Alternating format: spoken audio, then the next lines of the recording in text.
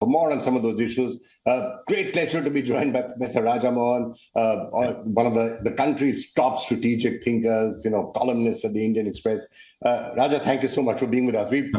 I think over the decades spent so much time discussing Kashmir and the international repercussions and the rest of it.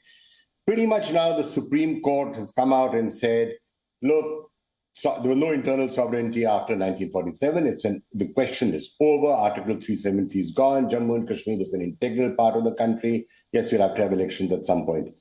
The world seems to have pretty much gone along with that, right? Or is there any dissenting notes you've heard from outside other than Pakistan? No, both Pakistan and China in different ways. Of course, Pakistan, the foreign minister himself held a conference, basically trashing the judgment.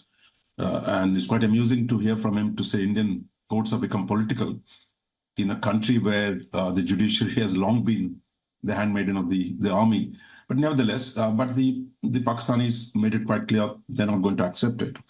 Even more interesting is the fact that Pakistanis always used to dismiss Article 370 as a joke, saying that, look, this is all, India's optics and really there's no substance. So, but the moment since last August 2019, they've taken this, oh my God, why is India dropping this? So in many ways, for them, the multiple contradictions in their position, but nevertheless, they did react predictably. The second reaction is from China. China made it quite clear that they will not accept Ladakh conversion as a union territory. And at the western border, this is exactly what their spokesman said, not the minister, saying that this belongs to China. So the two disputants to the territory, after all, we've had both of them always, Pakistan and China. Both of them have taken predictable negative reactions. Then I think it looks just to understand that a little further. Look, Let's face it, when Jammu and Kashmir, the issue first flared up, and it went to the United Nations, for example, 1947, 1948, wasn't just China and Pakistan who used to make noises about Jammu and Kashmir. It was also the West of America, it was Britain, it was a number of other countries who come in and saying, oh, this issue has to be used. America has used that issue to put pressure on India for a long period of time. The rest of the world now, when it comes to Jammu and Kashmir, are they pretty much on board with the basic principle it's an integral part of India and that's it? There may be questions and arguments about, you have to have elections and human rights and blah, and blah, but by and large, it's a now settled principle that, okay, it's an integral part of India, accepted in the rest of the world with the solitary exceptions of Pakistan and China right now. And we'll come to those later. Yeah, not so fast, Vikram. I mean, you had the Pakistanis and Turks, I'm sure, obviously got the OIC, the Organization of Islamic Cooperation, to issue a statement. That again was predictable because Pakistan has always sought to use the OIC to make statements on Kashmir, and I think that too they got done. I think the rest of the world, they will go by what is practical. I mean, just because the Supreme Court has decided Kashmir is an integral part of India, they're not going to automatically take that position, because historically, if there is a problem between two countries, they're not going to simply say, look, this is really, we're going to tilt to one side. Barring a handful of very close friends of India, I mean, nobody else says it's, that there's no dispute. That there is a dispute between India and Pakistan. Even to some extent, India itself, when it's willing to negotiate with Pakistan, says there is a problem. So I think that problem is not going to disappear. I mean, that problem will disappear only when the rest of the world sees there's not much happening in Kashmir. There is no unrest. There is no insurgency. There is no that there is peace and prosperity in Kashmir. Then people will get used to that new situation. But if tomorrow there's a fresh insurgency, there are more conflicts within and around Kashmir, the rest of the world will say, look, you guys sit down, sort it out, which is what the current US position is. We can talk in detail, for example. So specifically what the Supreme Court has also said, that have elections by September 2024. The fact that the statehood is restored and elections are held and it's seen to be representative and free and fair elections, would that again be an important step in taking this forward with the rest of the world? No, absolutely. There's no question. I think the key is, one is the legality, right? Each country is the question of sovereignty, how it is defined, etc. The second is the politics of it. Finally, a state's sovereignty is reflected in its effective governance of the territory.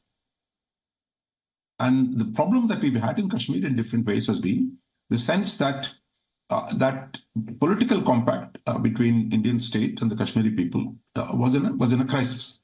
So constructing that compact, a political compact, which is critical for the rest of the world to see that, look, there is no problem here, things are going well, and if other countries start coming, investing here, then automatically the issue gets off the table. But I think for India, we need to get that political compact right of making sure the Kashmiris feel they're part of this country and that they have no reason to create all kinds of issues for themselves and for the rest of the country. All right.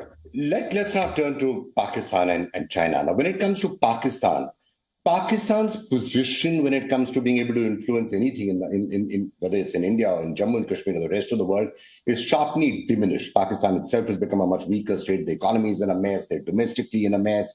They're not really having the capacity to even keep the insurgency running in the terrorism running in Kashmir like they once could. So is there that perhaps realization in Pakistan that we don't really have the ability to keep this on the boil to the extent that we once, or to the same extent that we once used to? I think the problem for Pakistan is this: having thrown so much, good money at it for so long, that the capacity to walk back from a declared position is very hard. For example, we came very close. If you remember, you covered Musharraf Manmohan Singh period. You had back channel negotiations. We had more recently, again, there were conversations between the two sides. The idea that you can settle as is where is basis, that idea has always run through the bilateral discourse. But the politics of Pakistan, at this point at least, just seem, it is difficult for them, I think, their political class to accept it, nor the political class has the courage to say, look, time has come to make a new beginning. I don't know if you saw last few days, Nawaz Sharif, who's just come back to Pakistan after a long exile, said, look, Pakistan should have good relations with its neighbors, with India, with Afghanistan. But the logic of that means at least taking the Kashmir issue off the table, stopping terrorism across the border. Now, implications of what he's saying is clear, but does he have the capacity to actually implement that is the question. And I think this is where the temptation to internationalize will be there. We saw in 2019 when Pakistan went crazy with the help of China, tried to draw the Security Council into it. Luckily for us, the French and the Americans helped us a lot. So this time, of course, there is no such effort, which clearly reflects what you said. Pakistan is much weaker today. Yeah, it's really in a bad position. To the ability, I think India's improved relations with the US, as well as India's improved relationship with the Gulf countries, have actually removed some of the external props for Pakistan's Kashmir policy. So I would say beyond China and Turkey, I don't see much external support for it, but I think that's why it's important for us to consolidate, to move forward within Kashmir.